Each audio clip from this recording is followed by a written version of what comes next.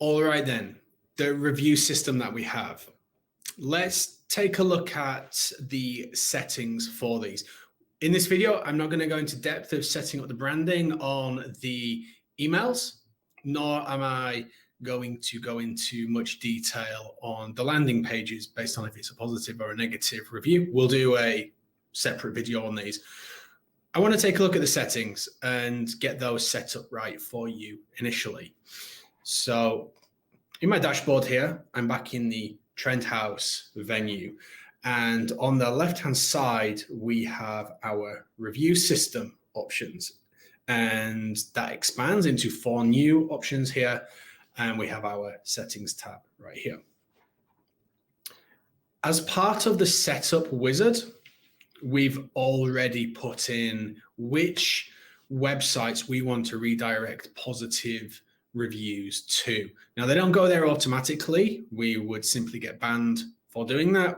We purely ask people to go ahead and do that themselves. But if you want to adjust these, add new ones, delete them, you can simply click the edit button in the top right, and then you can paste in whichever URLs you want based on the websites that we can integrate with. If you want to remove one, you just need to select that and delete it. When you're happy with the websites that we are going to be redirecting to, you hit save. And that's a really, really simple way of doing this.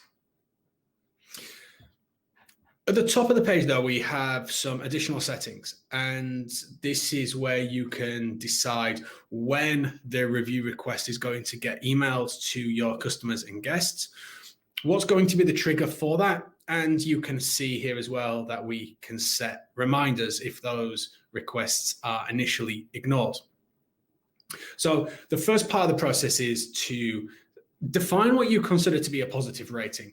So our review requests come with a 5-star process, very common, and you just need to determine what you consider to be positive. So it's defaulted at 4 stars and 5 stars, but if you are a particularly high-end brand, you may be only happy with 5-star reviews going online. Likewise, you may be more to the lower end and be satisfied with a 2 or a 3-star review.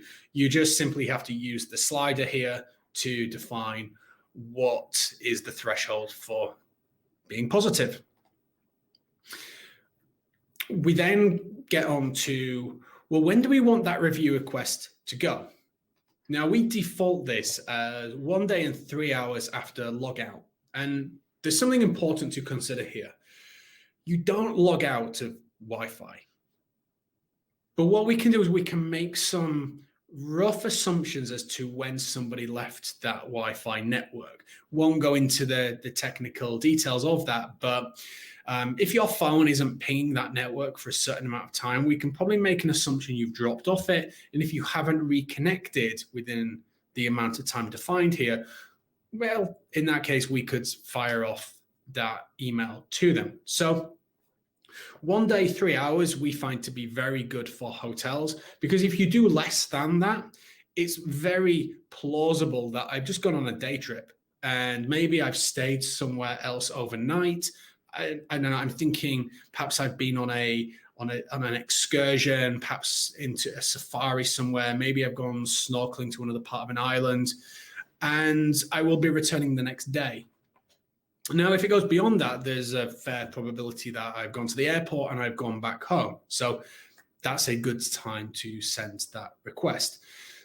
But if you're a restaurant, perhaps, that may be a bit too long. So you may want to change this to, well, after their login, we want to set simply a 3-hour delay.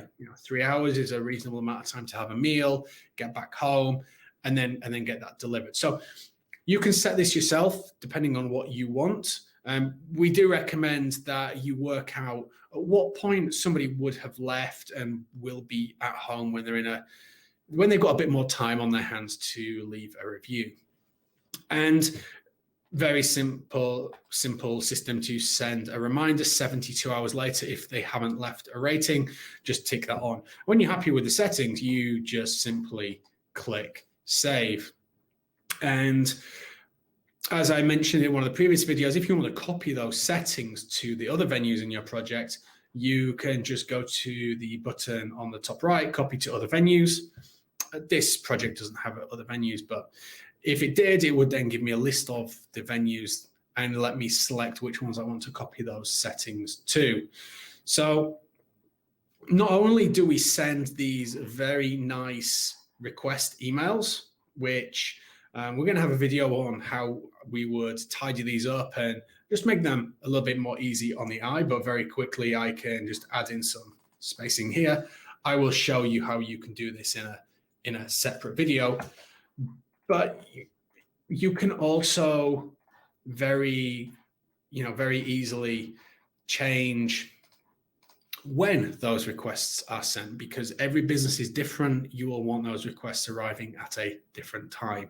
So keep an eye out for the upcoming video on setting up the branding for this, but hopefully this gives you a nice quick overview of how you define the settings for asking for reviews and us sending those requests on your behalf.